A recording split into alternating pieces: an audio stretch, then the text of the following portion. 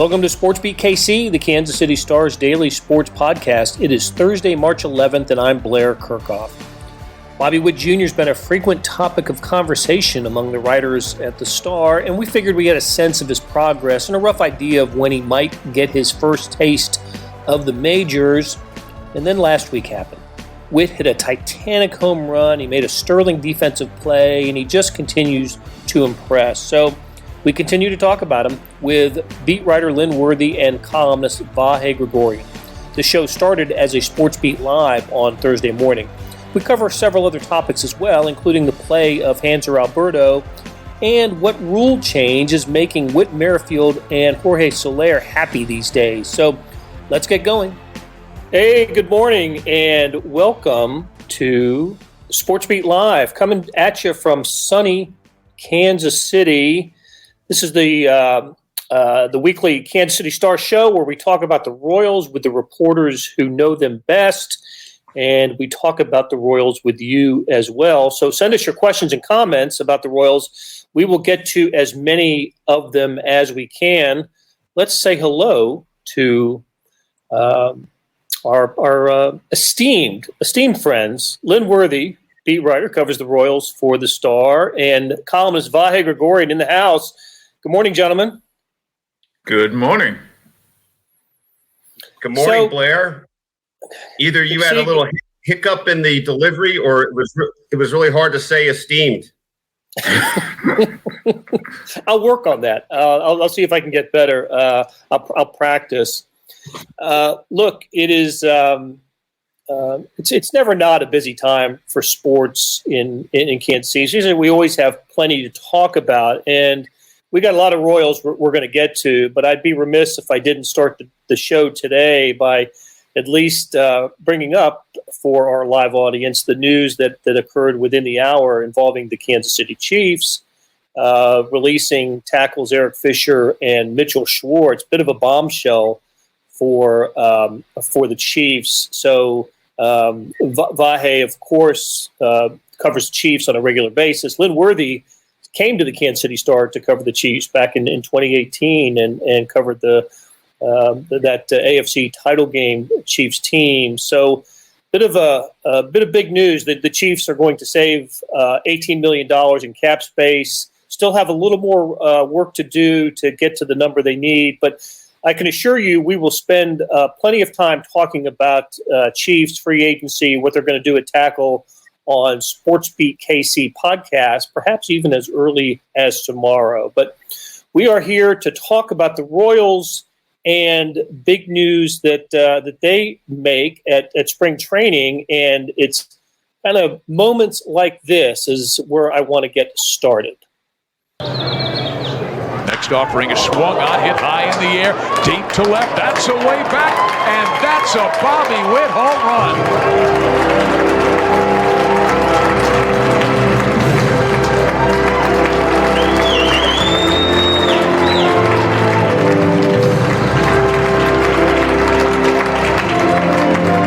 Well, he is a very impressive young man, just 20 years of age, but every single time you watch him play, he plays with heart, hustle, intelligence, and great skill as well. And he absolutely crushed that ball to left center field. That was Steve Fiziak on the call for the Royals. And Vahe, were you at that game?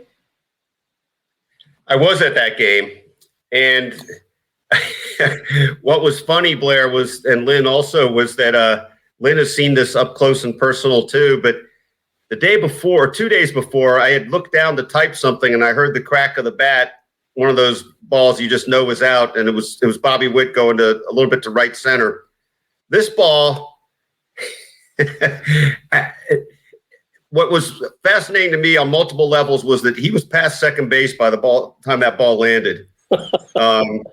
So testament both to how far it went and how he comes out of the box, and a little bit of a microcosm of what makes him so exciting. But Lynn, I know you had some one-on-one time across a concourse in masks with Bobby Witt Jr. not long ago, when you have a real sense of him, don't you?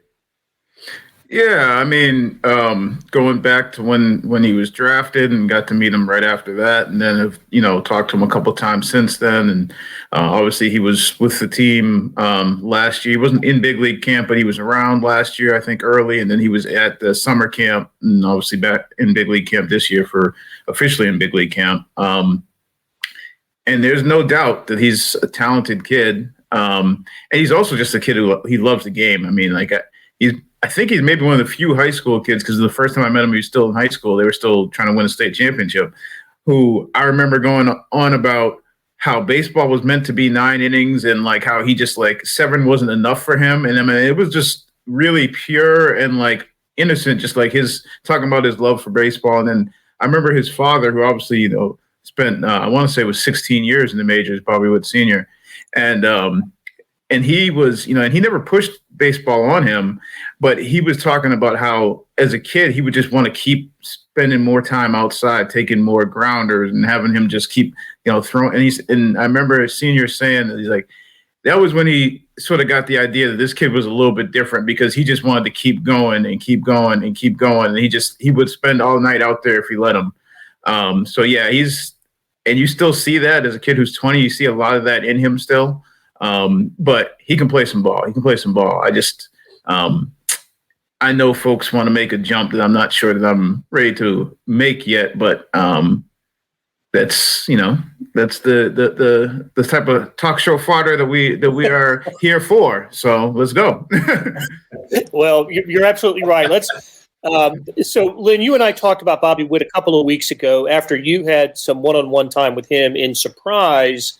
And that was before a home run, the home run that we just saw that traveled nearly 500 feet, and the other highlight reel play that he's turned in, playing second base, the dive into the hole, and just flashing the glove on that play. So he's delivered a couple of just wow moments in the time that you and I talked about the dilemma that the Royals might have in bringing him up. Let's review that quickly. Why would the Royals not just go ahead and give him a big league uniform and play him on opening day? Well, to me, the first thing is if you're bringing him up to the big leagues, you bring him up because he's going to play every day. You don't bring him up just to be on the team, because that's not, if he's not going to play, then you send him to the minors where he can play every day and get at bats and get time. So the condition is you're going to bring him up and he's going to play. And the Royals have always said with their young guys, especially top guys like that, your idea is he comes up, he plays, and he stays. So the question is he ready to do that yet? And I guess for me, the idea is okay, well, have we seen enough to make that judgment? Whoever all, whether it's fans or Twitter or whoever else, talk shows that are saying, okay, well, we've seen him make these plays. You've seen these highlights. Okay, well, but I could go back to even last spring training and point to numbers for, a guy like if I tell you last year, a former number 1 draft pick who was hitting 380, had, 5 or 6 home runs in 15 spring training games and looked like he was unstoppable at the plate. Are you telling me that Bubba Starling was supposed to be an all-star last year? Because that was spring training and that was what he did. And that was, and we've talked about his talent. That's not anything against Bubba. I'm just saying that for some reason, we're looking at spring training way different for him, maybe because of, the background and the prospect status and everything else, than when we see other guys have great spring trainings and we don't automatically say they need to be everyday stars. Can I jump in with one point on this? It's kind of interesting. Lynn's 100% right about that.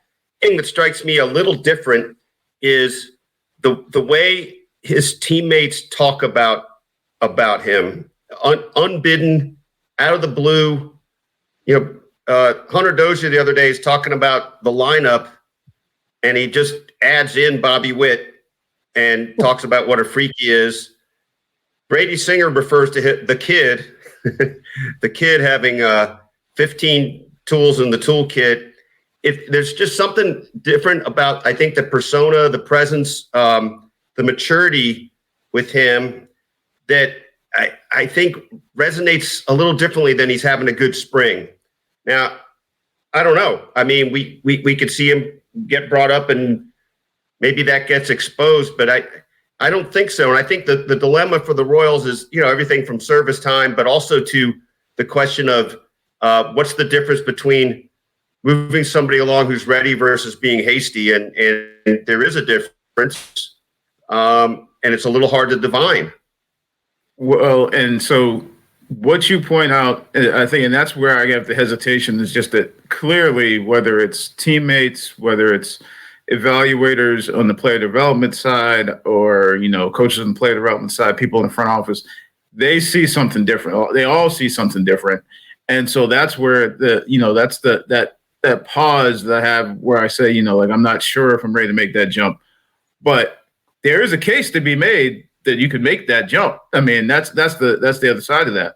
Now, the other part that I would say is, like, what do you lose by not making that jump yet? Like, if you say, okay, well, we bring him up when we know for sure, like, we've seen enough, and maybe we brought him up a month. I mean, and it seems weird to say this, but okay, we brought him up a month too late. What's too late? I mean, if you brought him up in, like, say he was tearing the cover off the ball and he was just an unstoppable force, and you brought him up in July, does that mean that you guys, or whoever made the decision, just screwed up because he should have been up in April, and that wasted what? I mean, I don't know what you lose because he played every day and he proved it, and because he got that experience, and maybe in the minors he had a bad week and he had to come back from that, and he did come back from that, and maybe he figured out how to do that there as opposed to trying to do it in the major leagues when all of us are watching him and everybody's expecting him to be the next Moustakas, Hosmer, whoever you want to say. So I guess that's the other thing is, like, he might be ready for that jump, but I don't know if there's an urgency to do that right now and to say he's going to come up, play, and stay. The other difference is Patrick Mahomes didn't tweet about anybody else, but he did tweet about Bobby Witt Jr. So, Jason Paddock asks a funny thing. Go ahead, Vahe. We'll get to Jason's questions. No, just I mean, minor league season doesn't start till May, right? May or so. So I think it's kind of interesting. You can tell that there's, like, what do we do with him in April? No matter what, right? Whether he's ready or not. Like, Anyway, sorry, Blair.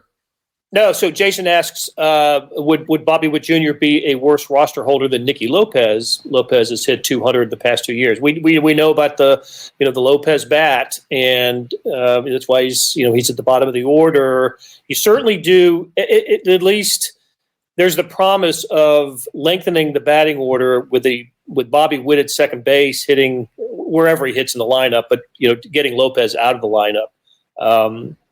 Do you see that, Lynn? Well, in theory, yeah, but at the same time, the problem. Well, I guess again, so, like, if you're saying, okay, we're going to call, you're going to make that decision out of camp that he's your starting everyday second baseman. I think there's some other things you got to think about, and I know for fans it's real easy. Just it's like fantasy baseball. It's like, it's not real people you're dealing with, so it doesn't matter what happens with Nicky Lopez. But I think, especially after an offseason, and even like as recently as the early February, where the talk was how Nicky's going to fit into this lineup and how some of the additions that they made are going to make it easier for Nicky to sort of become the player that he should be. Another homegrown kid who you've put your faith in, who you made a big deal out of bringing him up when you brought him up in 2019, who still has just about a full big league season's worth of games now because he came up in the middle of 19 and then had a shortened season, to just sort of basically toss him out, which is sort of, the organization wouldn't look at it that way, but the way fans who want to make this move are sort of like looking at it, just toss him out and plug, Bobby Witt in. I think there's, potential ramifications, whether that's a message that you send to the clubhouse, whether that's just like, going back on sort of the way things have sort of been framed for Nicky at this point. And then also you're counting on that what you've, the highlights and what you've seen in spring training and exhibition games is the exact production that you're going to get from Bobby Witt as soon as he comes up, which, that's not anything that you can really pencil in for a guy when he just comes to the big leagues, especially a guy who the last organized minor league games he's played at were in the Arizona League, the rookie league. So I don't know that you make that decision out of camp to just you're going to be a starting everyday second baseman, and Nicky Lopez is out. So no guaranteed 480-foot home runs every at bat. Is that what you're telling me? Because that's not what I want to hear. I'll leave that to Vahe he was there for it, so he saw it. All right. Hey, so listen, we have spent a lot of time talking about Bobby Witt Jr. Let's hear Bobby Witt Jr. talking about himself here. Beth, let's roll it. Biggest thing for me is just try to go out there and have fun through it all, really, but also try to learn as much as possible.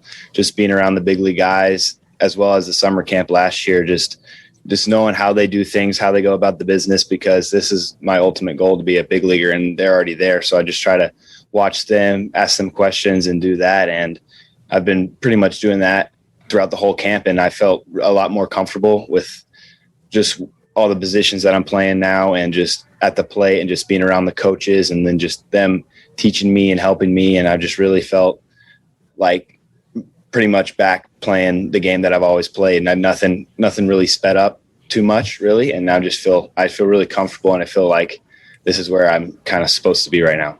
I'm just trying to just get better each and every day. So whatever the people out there think that I should be doing, I'm just going to try to keep doing me, and just trusting my plan, and trusting all the coaches and all the players that I'm playing with, and just try to be like the best teammate, best player that I can possibly be each day. And so I'm not really just trying to, I'm setting goals, obviously, for myself and for where I want to be and everything, because I think everyone needs to have their goals to where they want to get to. But I'm just going out there and trying to play each day, and just go out there and be me. Have you hit the milestones that you set for yourself? Like, are you happy with where you're at? Oh yeah, definitely. But there's always got to keep working each and every day, and I just got to keep doing my job and just try to get better each and every day, and just go out there and like I kind of been saying, just play my game and have fun. Have teammates? I'm Karen Kornacki from Channel 9. Sorry for the creepy dark video. We do pay our Okay. Sorry to cut you off, Karen. But Bobby Witt sounds the part and looks the part with the eye black, doesn't he? That's look. He said what? Yeah, old school. He said what he's going to say later on. He said something about he wants to present the Royals with a pleasant dilemma, and that refers to what we're talking about with play his butt off in the Cactus League, and they force the Royals to make a decision not just on him but on others, right? Because it would affect others as well. Hey, it's Blair. We have a special subscription offer for SportsBeat KC listeners: unlimited digital access to the Kansas City Star's award-winning sports coverage. Sign up now for 1 year of Sports Pass for access to all the sports news, features, and columns presented on the kansascity.com site, and it's only $30. That's a 40% savings off our regular rate. Your subscription will automatically renew after the initial term at $50 unless you tell us to cancel. Your subscription helps support the sports coverage of kansascity.com and the Kansas City Star, and that support has never been more important. Please visit kansascity.com/SportsBeatKC offer to get this special offer. And as always, thanks for listening. All right, there's something else, another player I want to get to that, Lynn, you wrote about recently, and we've discussed him before as well, but now that you've gotten some eyeballs on Hanser Alberto, he's intriguing to me, and this is a guy who really under the radar signing for the Royals that I think has a chance to be a kind of a special contributor in a way that Whit Merrifield has been for the Royals over the years. Not as we may not see 500 to 600 at bats for Alberto, but he is definitely a player who who put up some good numbers, and I think it can possibly bring a lot to this Royals team. Certainly adds to the depth of the Royals, does he not? Oh yeah. I mean, we're talking in Hanser Alberto. You're talking about a guy who was a starter, an everyday player in Baltimore, and who hit about 300, who really hit lefties in the last couple of years, it was close to, I want to say it's like 394 is what he hit against lefties in the last 2 years. Guy who puts the ball in play, doesn't strike out a lot. I think when I went back and looked since I want to say it was 2018, 2019 or 2019, 2020, I forget which one, but his Fangraphs WAR rating was, top 15 among second basemen. He's right up there with the guy like Jerks and Profar, who got real money this offseason from the Padres. But and he's not. The difference is obviously he's not a home run hitter. He's a contact guy. He's the type of guy that the Royals sort of like. One of these guys who's not just a launch angle type guy, but put the ball in play type guy. But he can play multiple positions, and I think. As much as we sort of don't want to bring it up, or maybe, you hope it doesn't happen, but you look at the track record, a guy like Mondesi and all the injuries every year that there's been a full season, there's been an injury, and that means you're going to move some people around on the infield or somebody's going to plug in. And if you're taking Bobby Witt out of the equation, folks, for a minute, that's, let's deep breath. And you're working with the other guys that you have. That means, what that means, Nicky Lopez is going to be playing, shortstop in that case. Then you have an everyday second baseman that you're plugging in. If something happens and, you're moving, Hunter Dozier off third base again and he's playing somewhere else, or he needs break at third, or he's playing more first, Hanser Alberto has started games at third base and has hit well. So he's a guy who, if he's depth off the bench, he can factor in a lot of ways. And if something happens, he plugs in, and you feel like you still have a lineup that isn't taking a big hit in multiple ways. Let's hear from Hanser Alberto.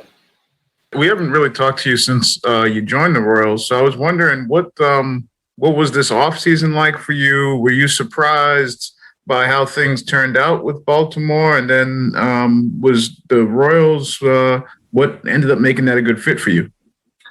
Yes. This offseason was slow and weird. And I'm not going to lie, it surprised me a little bit. Because the last 2 years, I've been playing really good. And I didn't find a MLB deal. I got a lot of teams calling and offering me minor league and a lot of stuff like that. But, here in this organization, I think it is a good fit for me here. A lot of young talents. We got veterans, but they're still young. And, I think it will be a good fit for me. And just bring my energy here. Energy, do what I know to do, and let's see what happens. I feel pretty comfortable here right now. How would you describe sort of your approach at the plate? I mean, I think the last couple of years, you've been one of the tops as far as hitting against left-handers, but also making contact, not striking out. What is sort of your approach generally?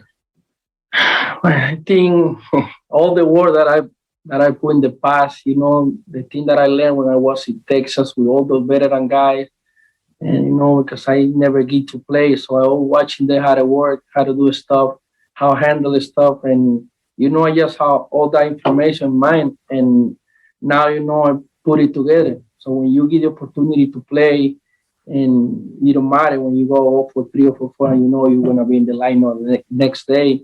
So that kind of gets you relaxed, more comfortable. And I think that's what I bring to the plate. I feel pretty comfortable, see the ball really good. And, I think I make a lot of adjustments. And that's why I've been so successful on lefty and, putting the ball in play.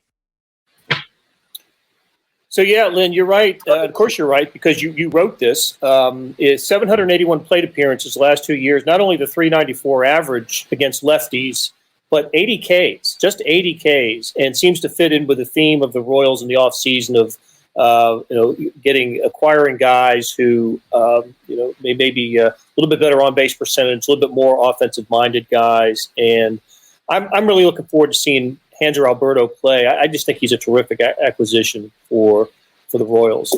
So, Vahe, I wanted to ask you. You just spent several days at Surprise, and one of the you spent some time with Gerard Dyson, who absolutely a fan favorite in his time here, and left to, I think with 4 other teams since leaving the Royals.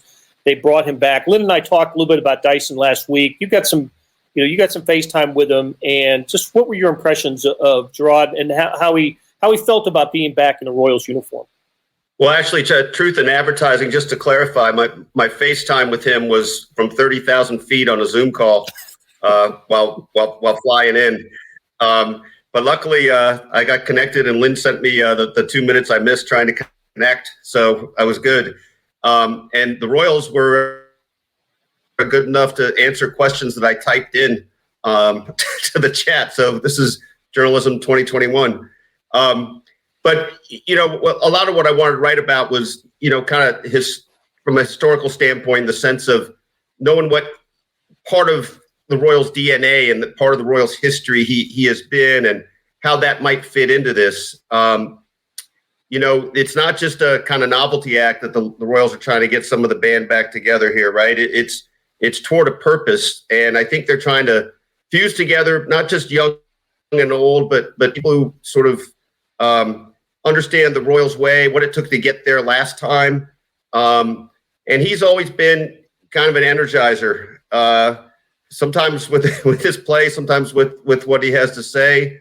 And I think when you think about all the elements of recent Royals history that he's been attached to, everything from, the way they won in the minors to having been a 50th round draft pick to struggling a little bit when they first came up, that whole wave of players, to losing the Game 7 in 2014, to what that meant in 2015, and even being, at Yordano Ventura's funeral. I mean, he's really part of the last, most of the last 15 years of the Royals, or at least the most memorable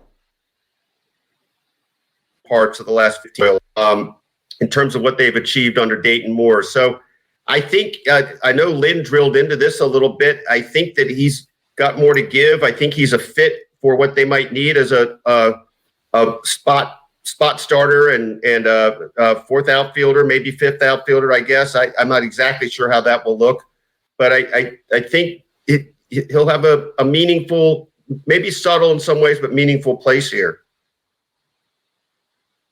Yeah, you mentioned him going to Yordano's funeral. This was after the Royals. He was gone from the Royals. Isn't that right? He attended the funeral not as a member of the Royals. Yeah. So about 2 weeks later. It was only a couple of weeks later.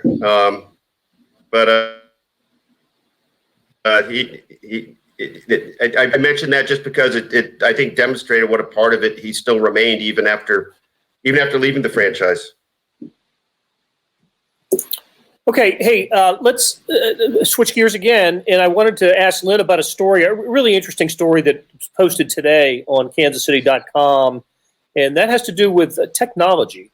And a couple of Royals players are happy to see technology returning to the clubhouse. Lynn, take us through this story, and why are a couple of Royals hitters pretty gleeful about this development? Yeah, so last season in 2020, the shortened season, players didn't have access to video of the game that was going on during the game. So, like, if you had an at-bat previously, if you had an at-bat against, whoever, Shane Bieber, and you go up there and you walk away shaking your head like, what the heck did he just hit me with? And you would go in and look at some video and get a better idea. Where was this pitch? What, are you doing something wrong with your swing? Was the pitch they called outside, they called a strike actually outside, or was it on the corner? You can look at these things in between at-bats using video. Last year, that practice stopped, and partially that was because of the whole sign stealing thing that they had to go on with the Astros. They were using that sort of in-game video to decipher signs, relay them, and the whole scandal that sort of was the talk of baseball before the pandemic last year. Funny enough, as I sort of led with the story, was Witt Merrifield was very outspoken about his disdain for the Astros and the sign stealing scandal, and I said, well, that's just one more reason for him to hold a grudge against them, because he was one of the guys who really valued looking at video during the game. So it's just one more thing. Not only did they, steal the signs, which he called worse than steroids, now they kept everybody from being able to watch video, which he thought was a big deal. And he talked about how big it was to be able to make adjustments for both hitter and pitcher in between innings, and them taking that away. And another guy who said that was huge was Jorge Soler, who hit 48 home runs, who set a franchise record, who was, the American League home run champion in 2019. He's another guy who said it was huge to be able to go in, and especially when, he DH'd most of his games in that 2019 season.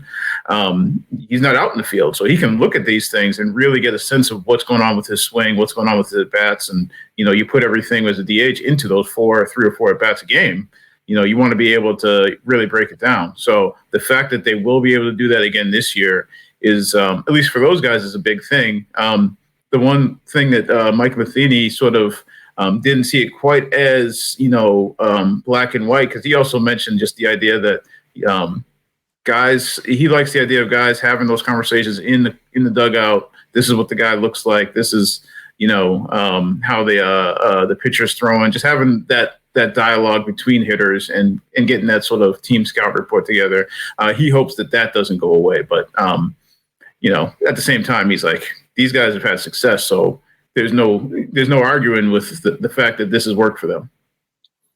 Absolutely. And we will link to that story in the podcast version of this show. Okay, guys, I had a lot more topics I wanted to get to, but I really, really enjoyed our conversation today, and we'll add them to the list of topics for next week. So I will say goodbye to Lynn Worthy and Vahe Gregorian, and thank Beth Welsh for producing today's show. And we'll be back next week on SportsBeat Live, talking Royals. Okay, that's going to do it for today. Thanks to our SportsBeat KC production staff of Derek Donovan, Beth Welsh, Monty Davis, Jeff Rosen, Chris Fickett, and Savannah Smith. A tip of the cap to Lynn Worthy and Vahe Gregorian for stopping by and talking Royals. Links to their stories can be found in the show notes and on kansascity.com. Hey, we have another deal for you. For a limited time, you can subscribe to Sports Pass for 99 cents a month. That's the Stars sports section online. That's right, 99 pennies a month. After 3 months, it auto-renews at $5.99 a month unless you cancel. And what a time to subscribe. The Royals are at spring training, as Bobby Witt is going nuts there. March Madness is here, as we're covering the Big 12 and SEC tournaments this week. And as we learned today with the news of Mitchell Schwartz and Eric Fisher, it is never not Chiefs season. So how do you get it? You go to kansascity.com/sportspass2020. That's kansascity.com/sportspass2020. Do you want more than just sports coverage? Check out the entire Kansas City Star product. Sports news, features, commentary, and analysis, the whole thing. You get all the stories written by my talented colleagues, plus additional national news, sports, and business coverage with the e-edition. The details for all of these deals can be found at account.kansascity.com/subscribe. And if you're having trouble hunting down any of those offers, send me an email, bkerkhoff@kcstar.com, and we will get you to the right place. So whether it's a sports pass or the full subscription, you're getting in, supporting the best sports and news coverage in Kansas City and helping us produce programs like SportsBeat KC. Thanks for listening, and we'll be back on Friday with another episode.